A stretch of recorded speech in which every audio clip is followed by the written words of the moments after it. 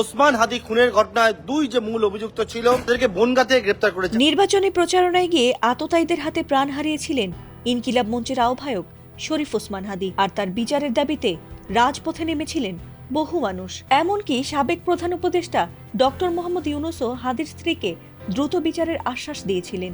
যদিও তার মৃত্যুর মাসখানেক পেরিয়ে গেলেও তদন্তের কোনো কুলকিনারা করতে পারেনি পুলিশ, আর তাতে অন্যান্য বিচারহীন হত্যাকাণ্ডের মতোই হয়তো ধামাচাপা পড়তে যাচ্ছিল হাদির প্রসঙ্গ।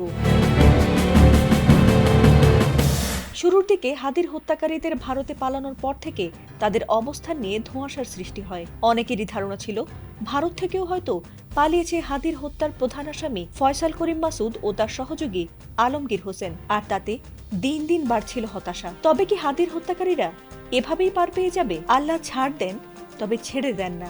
আর তাতে এবার ভারতেই পুলিশের হাতে গ্রেফতার হয়েছে হাদি হত্যার মূল আসামি শুটার ফয়সাল ও আলমগীর হোসেন। ইনকিলাব মঞ্চের আহ্বায়ক শরীফ ওসমান হাদি হত্যার প্রধান আসামি ফয়সাল করিম মাসুদ ও তার সহযোগী আলমগীর হোসেনকে এবার গ্রেফতারের কথা জানিয়েছে ভারতের পশ্চিমবঙ্গ পুলিশের স্পেশাল টাস্ক ফোর্স। এসটিএফ এর সংবাদ বিজ্ঞপ্তির বরাতে বার্তা সংস্থা এএনআই এর প্রতিবেদনে এ তথ্য জানানো হয়েছে। ওই বিজ্ঞপ্তিতে বলা হয়েছে, শনিবার রাতে পশ্চিমবঙ্গের উত্তর 24 পরগনা জেলার বনগাঁ থেকে তাদের গ্রেফতার করা হয়েছে।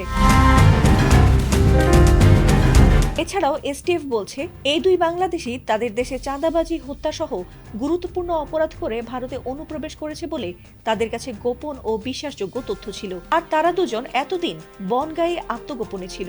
এমনকি তারা সুযোগ পেলে বাংলাদেশে ফিরে যাওয়ার উদ্দেশ্যে বনগাঁ সীমান্ত এলাকায় আশ্রয় নেওয়ারও চেষ্টা করছিল।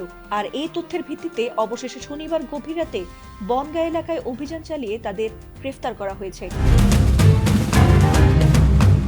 প্রাথমিক জিজ্ঞাসাবাদে পাওয়া তথ্যের বরাতে পশ্চিমবঙ্গ পুলিশের স্পেশাল টাস্ক ফোর্স জানিয়েছে, ফয়সাল করিম মাসুদ ও তার সহযোগী আলমগীর হোসেন বাংলাদেশের রাজনৈতিক কর্মী ওসমান হাদিকে হত্যা করে ভারতে পালিয়ে যায়। তারা মেঘালয় সীমান্ত দিয়ে অবৈধভাবে ভারতে প্রবেশ করে এবং ভারতের বিভিন্ন স্থানে ঘোরাফেরার শেষ পর্যন্ত পশ্চিমবঙ্গের বনগাঁয়ে আসে বাংলাদেশে আবারও লুকিয়ে ফেরার উদ্দেশ্যে। এ বিষয়ে তাদের নামে মামলা দায়ের করা হয়েছে এবং আদালতে হাজির করার পর তাদের পুলিশ হেফাজতে পাঠানো হয়েছে বলে জানিয়েছে সেখানকার পুলিশ।